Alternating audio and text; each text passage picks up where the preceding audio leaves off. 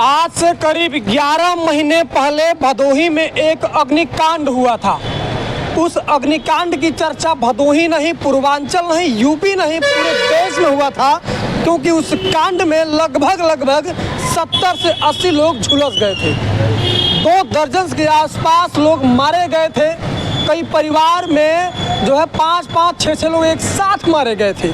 ऐसा क्रंदन, ऐसा मंजर शायद पहले कोई कभी देखा होगा। जी हाँ, इस वक्त मैं भदोही में मौजूद हूँ और भदोही के औराई में मौजूद हूँ। औराई में पिछले साल 11 महीने पहले दुर्गा पूजा के दौरान उस वक्त दुर्गा पंडाल में आग लग जाती है। उसमें भदोही में अस्पताल कम पड़ गए, बड़े बड़े हाईटेक अस्पताल में बेड कम पड़ गए, लोगों को मजबूरन प्रयागराज और वाराणसी जाना पड़ा। सोचिए ज़रा, रास्ते में कितने लोग बेमौत मारे गए और आज तक ऐसे कई लोग हैं जिनका सर्जरी नहीं हो पाया है। उस विषय को लेकर मैं कई बार रिपोर्टिंग किया हूँ, यहाँ तक कि यहाँ के स्थानीय विधायक सीएमओ साहब से लड़ गया हूँ, क्योंकि तमाम गरीब मारे गए थे। तो आप सोच रहे होंगे कि आज चर्चा हम क्यों कर रहे हैं। करना लाजमी है साहब, क्योंकि फिर से हो सकता है कि वही घटना फिर से हो जाए। मैं औराई चौराहे में मौजूद हूँ और हमारे साइड में यहाँ कई वर्षों से दुर्गा पूजा पंडाल लगते आ रहा है और ऐसा नहीं है मैं इसका विरोध करने के लिए आया हूँ या प्रचार करने के लिए आया हूँ, बल्कि मैं कुछ सवाल पूछने के लिए आया हूँ। जो सवाल यहाँ के सामाजिक संगठन, राजनीतिक संगठन और शासनिक प्रशासनिक आला अधिकारियों से होगा, क्योंकि जहाँ पे दुर्गा पूजा के पंडाल लगता है उसे करीब 8 फीट, 10 फीट या 12 फीट मान लीजिए ऊपर जो है ये ट्रांसफार्मर, खुला ट्रांसफार्मर और उसके ठीक ऊपर 11,000 का खुला तार, जिसपे लगभग 11,000 की बिजली बेखौफ होकर दौड़ती है और अंदर बंदर जो है तमाम ऐसे यहाँ पे आवागमन बनाए रहते हैं। और पास में जो है ओवरब्रिज है। ओवरब्रिज से क्या कुछ नुकसान होगा उससे पहले बाद में बताएंगे। पहले ये समझ लीजिए कि ट्रांसफार्मर हो या बिजली का तार, आंधी हो, तूफान हो या फिर बारिश, कभी भी सटने से तार शॉर्ट सर्किट होता है, उसमें चिंगारी निकलती है और फिर भयंकर आग लग जाती है। ये सोचने के लिए मजबूर कर रहा हूँ और सवाल करने के लिए मजबूर कर रहा हूँ कि अब फिर से यहाँ पे दुर्गा पूजा होगा और फिर से यहाँ वही घटना दोहराई जाएगी जो 11 महीने पहले हुआ था। तमाम परिवार उजड़ गए, तमाम माँ के गोद सूने हो गए, तमाम बहन की जो भाई का कलाई था वो हमेशा के लिए दुनिया से छीन गया।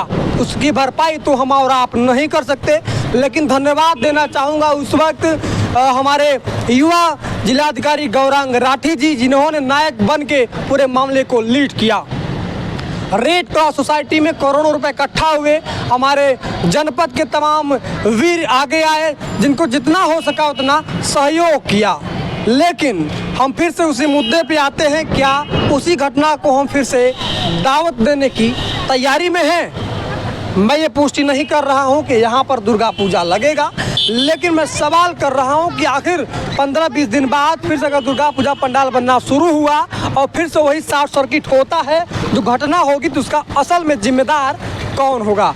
यहीं पे करीब 20 से 25 साल से लगातार दुर्गा पूजा होते आ रहा है और कुछ दुकानदार यहीं पे दुकान लगाते हैं। दुर्गा पूजा कई साल से लगता आ रहा है भैया? काफी दिन से लग रहा है। क्या नाम हुआ आपका?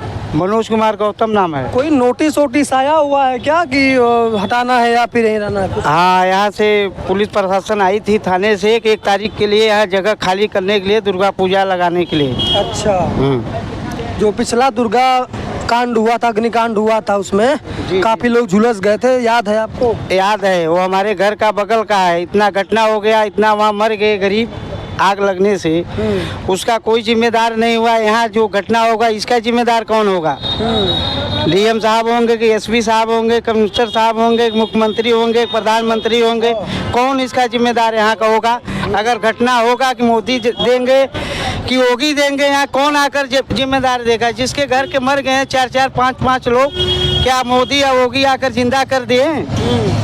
हाँ, फिर हाल यहाँ घटना होगा, इसका जिम्मेदारी कौन लेगा भाई? ठीक है, निश्चित रूप से उस घटना को कोई भूल नहीं सकता और जिसके घर में से जो सदस्य गया है ना, वो तो जीवन पर्यंत नहीं भूल सकता। खैर, एक दुकान और है, उनसे भी बात करेंगे क्या कोई नोटिस, कोई मौखिक आदेश, लिखित आदेश कुछ आया हुआ है। इस दुकान के मालिक हैं आप? हाँ यार, कोई यहाँ दुर्गा पूजा तो कई साल से लगता आ रहा है, कैसा ड्राइविंग का कोई नोटिस वगैरह आया है? कुछ नहीं ऐसा कुछ नहीं। हम थाने से आए हैं कि तारीख को खाली कर दीजिए, जगह खाली करने की? हाँ नोटिस पूछे रहे काहे के लिए खाली कर दें, बता। इतना गाली सुनना है। तो खाली होगा तो दुर्गा पूजा हर साल बंद ही कर देते हैं ले जाके, नहीं खाली करेंगे तुरंत बंद कर देंगे। अच्छा, हाँ बंद कर देते हैं। हाँ 2 साल बंद किए। तो बंद करने के लिए बोले ना दुर्गा पूजा लगा जाएगा। नहीं कहे खाली कर दो, मतलब क्या है खाली करने का? अच्छा, मौखिक रूप से बोले हैं? हाँ मौखिक रूप से आए हैं और बोले हैं कि यहाँ पे जगह खाली कर दीजिए, लेकिन हमें राजनीति के उस पचड़े में नहीं फंसना है, ना उस राजनीति की बात करना है। हम तो सामाजिक आदमी है भैया, समाज के उन तमाम बिंदु को हम उठाते हैं और ये चाहते हैं कि मानव जाति बड़ा अच्छा से रहे, अग्निकांड का कोई शिकार ना होने पावे।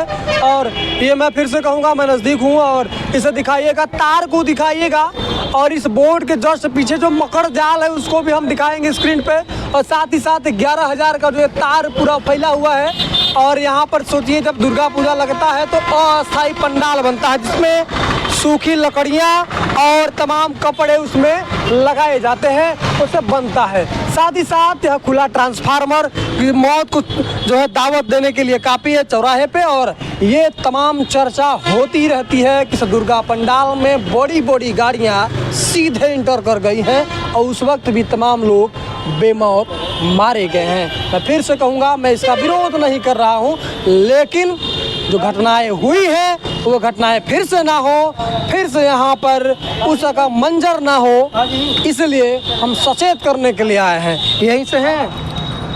मैं राष्ट्रीय समाज पार्टी का जिला अध्यक्ष जी। राजा रामपाल भदोही से मेरा यहाँ निवास है। और आई अच्छा, अभी साल भर नहीं हुआ यहाँ की आग लगी है और 92 लोगों ने अपनी सहानुभूति आग में झोंक दिया। प्रशासन ने पूरा उसको मदद भी नहीं कर पाई। और इस छत के जहाँ जो दुर्गा पूजा लगाया जा रहा है उसके ऊपर देखिए आप लोग जो आए हो देखने, मीडिया वाले ऐसे तो नहीं हो कि आप लोग भी नहीं देख रहे हो। कम से कम मानक के हिसाब से लोगों को आदेश देना चाहिए। जो सरकार आदेश देती है कि यहाँ दुर्गा पूजा लगाया जाए, टेंट वाले का भी देख लीजिए, जो लाइट वाला रजिस्ट्रेशन कराया हो उसको भी वही उस टेंट में लगाना चाहिए। क्योंकि अगर उसका इलेक्ट्रिकल रजिस्ट्रेशन नहीं है, कोई आग लगेगी तो भाग खड़ा हो जाएगा। कोई मुआवजा देने के लिए तैयार नहीं हो पाता गरीबों के लिए, और इसमें मारे जाते हैं गरीब।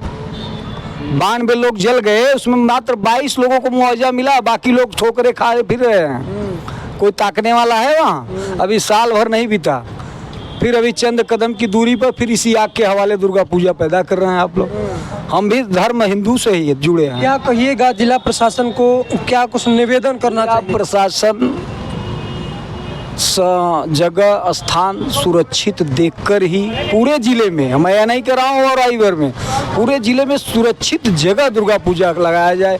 पंडाल की बहुत बड़ी व्यवस्था न की जाए, ऐसी व्यवस्था हो कि कोई अप्राकृतिक घटना न घटे, चारों तरफ दरवाज़ा खुला हो। जहाँ घनिष्ठ आबादी है, माई विंध्यवासिनी का यह राष्ट्रीय राजमार्ग है, आए दिन नवरात्र में सबसे ज़्यादा भीड़ इसी चौराहे पर होती है।